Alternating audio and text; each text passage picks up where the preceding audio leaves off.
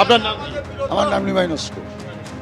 আপনারা এই যে জাহাঙ্গীর খানের যে অফিস রয়েছে, জেলা পরিষদের অফিস, উনি পূর্তের কর্মাধ্যক্ষ ছিলেন, ওনার অফিসের সামনে আপনারা পোস্টার দিলেন। এই পোস্টারে মূলত কি উল্লেখ করতে চেয়েছেন এবং আপনারা কি অভিযোগ করছেন? আমাদের দীর্ঘদিন 7 বছর ধরে 7% থেকে 10% টাকা কার্ড মানি দিতে হয় প্রবীর হাজরার কাছে জমা করলে। তার টাকাটা কি?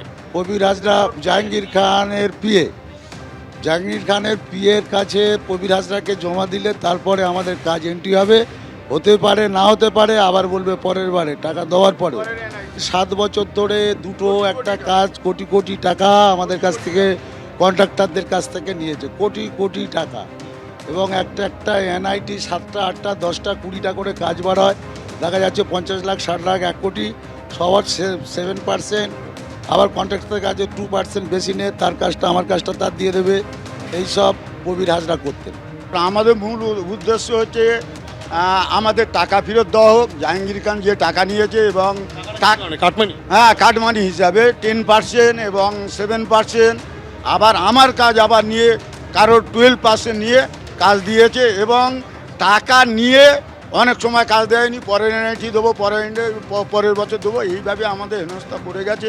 দক্ষিণ 24 পরগনা জেলা পরিষদের অফিসে একেবারে কন্ট্রাক্টররা, তারা কিন্তু জাহাঙ্গীর খানের যে অফিস রয়েছে সেই জাহাঙ্গীর খানের অফিসের সামনেই কিন্তু তারা বিক্ষোভ করছেন, স্লোগান দেখাচ্ছেন এবং তারা স্লোগান দিচ্ছেন এভাবেই, বিক্ষোভ দেখাচ্ছেন এভাবে যে জাহাঙ্গীর খান সে কিন্তু তার বিরুদ্ধে যেটা অভিযোগ, জাহাঙ্গীর খান যেহেতু পূর্ত এবং পরিবহন দপ্তরের কর্মাধ্যক্ষ ছিলেন এবং জেলা পরিষদের সেই কর্মাধ্যক্ষ থাকার দরুন তার কাছ থেকে কোনো কাজ পেতে গেলে এখানে অভিযোগ এই যে জাহাঙ্গীর খানের পিএ প্রবীর হাজরার মাধ্যমে কাটমানি প্রদান না করলে আমাদের টেন্ডারে অংশগ্রহণ করতে দেওয়া হতো না এবং কাজ পাওয়ার ক্ষেত্রেও বাধার সৃষ্টি করা হতো। এই কাটমানির পরিমাণ কয়েক হাজার কোটি টাকা, এই টাকা ক্যামাক স্ট্রিটে পাঠানো হতো, তেমনটাও কিন্তু অভিযোগে লেখা রয়েছে। পুষ্পা ঝুঁকে গানেহি বলেছিল, তাহলে কেন ঝুঁকলো পুষ্পা? দলের জন্য এটা ভালো বিজ্ঞাপন নয়। বেলেঘাটা তৃণমূল বিধায়ক কুণাল ঘোষ তিনি বলছেন যে এই এলাকা তো দলের সর্বভারতীয় সাধারণ সম্পাদকের, তিনিই ভালো বলতে পারবেন। শুনুন।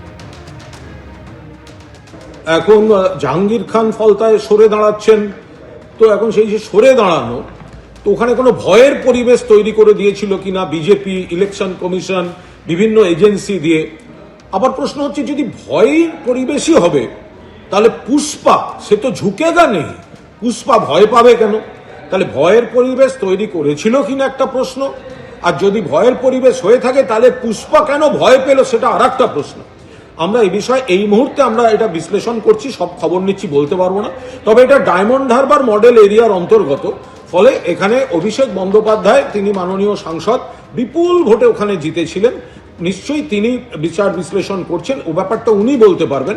এই মুহূর্তে এর থেকে বেশি আমাদের পক্ষে বলা সম্ভব না। এই নিয়ে আমি কোনো কথা বলতে পারবো না, কারণ আমি দলের মুখপাত্র হিসেবে আমি কি বলবো। গোটা বিষয়টা তো এটা ফলতা, যেটা ডায়মন্ড হারবার লোকসভা কেন্দ্রের অধীন, লোকসভার আবার ওখানে আমাদের লোকসভার দলনেতা এবং সর্বভারতীয় তৃণমূল কংগ্রেসের সর্বভারতীয় সাধারণ সম্পাদক অভিষেক বন্দ্যোপাধ্যায়ের জায়গা। ফলে উনি গোটা বিষয়টা চুলচেরা বিশ্লেষণ করে উনি বলতে পারবেন, তার আগে আমাদের পক্ষে বলা সম্ভব না। আমরা তৃণমূল কংগ্রেসের সৈনিক, মমতা বন্দ্যোপাধ্যায়ের নেতৃত্বে তৃণমূলে আছি, তৃণমূলে থাকছি, কিন্তু এখন হঠাৎ এই ভয়ের মহলের জন্য একেবারে ফলতা, যেটা প্রার্থী হাঁটাচলা করলে সেখানে বস বস বস বলে সব ভিডিও আসতো, সেই প্রার্থী হঠাৎ ভয় পেয়ে গেল কেন? সেই প্রার্থী হঠাৎ এই ধরনের ভিডিও দেখা যাচ্ছে কেন? এটা তো দলের পক্ষে খুব ভালো বিজ্ঞাপন নয়।